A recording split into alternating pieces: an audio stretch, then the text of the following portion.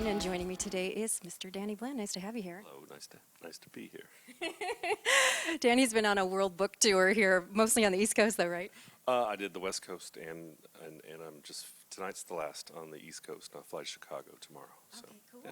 And we're at Book Court in Brooklyn, New York, which is a great independent bookstore. I highly encourage you to come out here and hang out. So they also have great events like this one tonight. Danny, yours is a fiction book, but you are a rock and roll person. And is there anything about you choosing to write a fiction book versus a memoir? Is there a scam to this? A scam. Well, I'm just a fan of fiction, and that's what I wanted to write. Oftentimes, memoirs. I don't know. There's a lot of junkie memoirs. There's a lot of rock and roll memoirs. I think we've had enough for a while. So I will contribute by putting a piece of fiction out there and giving the world a break. Yeah, well, I have to say, too, that the book is phenomenal. You have an amazing voice for a first-time writer. And the pull quotes on the back of your book, sometimes they oversell. But this one, I have to say, is so true. And one of my favorites is from Mark Yarm. You've seen him on our show. The amazing book. Everybody loves our town. So great.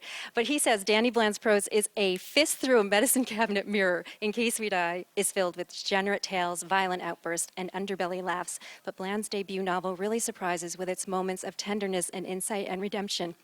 And last night, I was finishing up, and I said to my husband, how did I read this book about junkies, and now I'm crying? Well, good. That's the surprise part of the book. That's the I sucker you in with all the titillation and drugs and nastiness, and then next thing you know, you're reading kind of a romance novel, and you didn't even know it. So. And so, what was the light bulb moment for the genesis of the book? Back in 1990, I actually did work the graveyard shift in a porno shop, and even at the time, I had a notebook and I took notes as weird stuff. Am I allowed to cuss? Oh yeah. It was weird shit was going on. I take notes, and I just said this is going to be a great book one day. Now that was 25 years ago, so I procrastinated a little bit, but things happen in your life, and then all of a sudden you realize that you're not a spring chicken, and if you're going to write a book, you better get to it. Mm-hmm. That's what I did. Yeah. Well, don't feel bad. Al Jorgensen said he's about to finally release a book he's been working on for 30 years, so you're doing good. Yeah. Comparatively. Yeah. It took me. Well, once I sat down to write it, it took 2.5 years. So, yeah. Where'd you store the notes all that time? I lost them a long time ago. but start over. I remembered some things, and it's a work of fiction, so I got to do character composites of some real people, and I got to make up some shit too. So that's good. Yeah, the love story that we talked about between Charlie and Carrie, it's. God, I don't even know how to describe it, but you write it so beautifully. And all your female characters are written really fully realized. Thank you. Yeah. That is, well, I'm glad you said that, because that's the part I was kind of worried about. I wanted to make sure that to me, the book is not really about Charlie Hyatt. It's about the female characters. The female characters drive the story. The female characters tear him in different directions. And, I hope the next one to be even more so. Mm-hmm. So, good. I've been practicing writing female characters. So you had said that you had taken these notes back in the 90s, so there was this thought a while back of becoming an author at some point. Yeah, I've always loved books, and I wrote a lot of songs in my days. I've written a lot of poems. I wrote a couple of articles for a couple different weekly papers, and I've always been a big fan of books. I love them. I mean, my house is covered with books. I'm ultra treat them really, really well. If you try to borrow one, God help you if you put a cup of coffee or something on it, or put the book with its spine bent. I hate that. Given some of the vignettes in the book, I would be afraid of taking one of your books. Because I'm not sure how much of you is in some of those characters. How much of you is in those characters? And which character? Well, I mean, the obvious one is Charlie Hyatt, and he's a lot of me, mostly me. Yeah. I would say. I'm not going to tell you which parts are not, because that would be unfair, and although it would be nice to distance myself from some of his behavior, but I shan't. And you write with such meticulous detail, too, and even in the drug usage scenes. How do you feel about putting that out there? Well, I knew that I was going to have to write about the act of shooting up heroin at least a half a dozen times in the book, so I had to figure out a way to keep it new and interesting.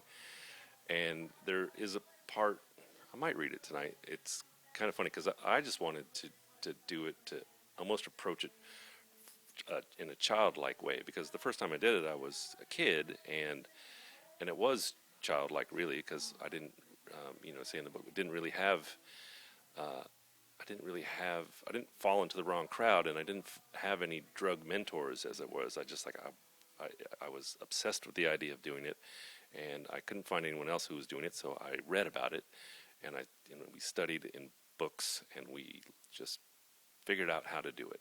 A real a real overachiever when it comes to doing drugs. Because there was no internet. There was no internet then. We had to learn how. You kids today with your internets. So, But it's not a how-to manual either. if you the one part, there's a part of the book where after I showed it to someone, it is like shooting up for dummies. I mean, I pretty much give you very precise directions on how to do it. If you were to take that, don't do that, anybody. But I felt like it didn't have that tone of I'm condoning this. No. There's, obviously, there's none of that. But and I hope that is my hope, and I sublimely snuck in a real solid recovery message in there, I believe, and it's my hope that that's what you'll walk away with. One of the other things I walked away with is the character of Otis. Talk about him. Well, Otis is a genius. He's an older black gentleman who works at the porn shop where Charlie works, and he appears to have what could perhaps be considered the worst job in the world, which is mopping up the booths at a porno shop. And we all know what goes on in the booths. When in fact, I don't know how much spoilers I should give out here, but in fact, he doesn't have the worst job in the world. That's just a cover for some very lucrative activities that he has going on. I like that. And did you base the rock producer guy on anybody you hate? It's the amalgamation of many people. Well, I very rarely do this, but I'm going to decline to comment on that one. We have been onto something there. How important was Seattle to this book? Very important. That's my home. I wasn't born there. I wasn't even raised there. Well, I'm emotionally stunted and maybe even a little mentally stunted. So really, I did grow up in Phoenix, but I didn't get there. I grew up in Seattle, but I didn't really get there until I was 25, 26 years old. So I was actually, I spent my formative years in Phoenix, and I moved to Seattle because I wanted the exact opposite of that. And Seattle is my home. In 2008, I moved away for about 3 years, and then on tour, I was back in Seattle to do an event, and I had a feeling when I was there that I didn't recognize, because as a kid and my whole life, I had pretty much moved every 2 years. I was a military brat, and I moved a lot afterwards, and that feeling that I got when I was in Seattle was home, and I didn't even recognize it until I was well into my 40s. Like, this is home. This is what home feels like, and so it is important to me. And I know some people in Seattle aren't happy being represented this way, but it's a multifaceted city, and this is some of what goes on there. So I want to ask you about the audiobook, because this is such a cool companion to this. Yes. I was, as soon as I got done being a tour manager and a former band manager, I immediately went into like marketing mode, and how can I stand out from the other 10,000 books that are coming out in September of 2013, and I had a lot of resources. I made a lot of great friends over the years who have stunning voices, and I decided to use and abuse those friendships as much as I could. And who are some of the people?